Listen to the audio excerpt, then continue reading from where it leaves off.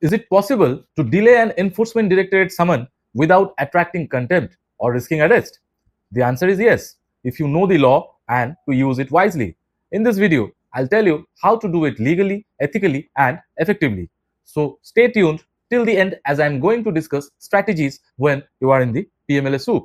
Hello and welcome to this new episode of the White Collar Crimes Legal Series. This is Dr. Arjun Chowdhury, and today we are addressing a practical and urgent issue: how to legally delay an ED summon without falling into the trap of non-compliance. This video is especially important for professionals, business persons, and individuals under investigation for offences under the PMLA, FEMA, or the Benami Transactions Act. People who want to fully cooperate but need a little more time to prepare a legal strategy.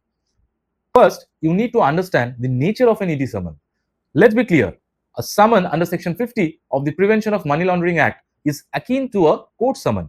The Enforcement Directorate exercises quasi-judicial powers, and failing to appear without a valid reason may lead to arrest under Section 63 for willful non-compliance. But this does not mean that you must rush to the ED office the very next day.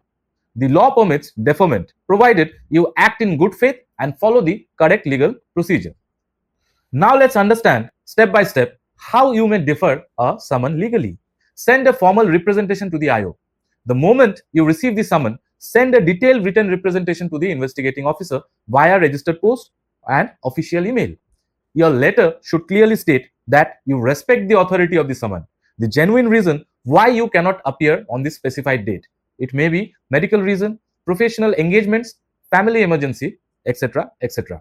An alternative date for your appearance, which should ideally be within 7 to 10 days of the date of the summons. Don't forget to attach supporting documents like medical certificate, travel itinerary, or even a court schedule if you are taking the plea of professional engagements. Have your advocate appear on your behalf. If the summon is issued to an individual, your lawyer can appear personally before the ED on your behalf to request for a short adjournment. Please know this, that the ED manual permits legal representation to explain bona fide reasons for delay, especially on the very first date of appearance.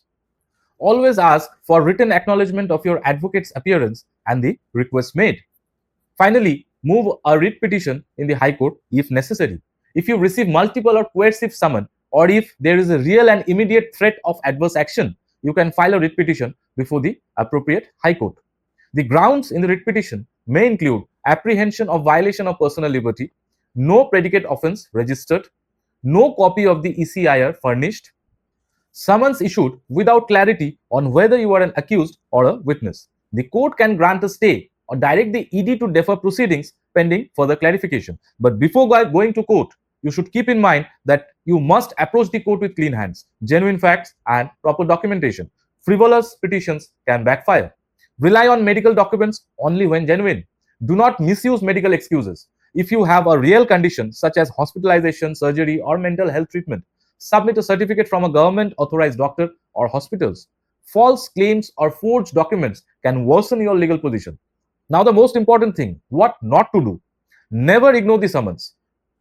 Response or no response from your side can invite criminal consequences. Don't send WhatsApp or informal replies. Always communicate through official written formats. Don't go underground or become untraceable. It may prompt an arrest warrant.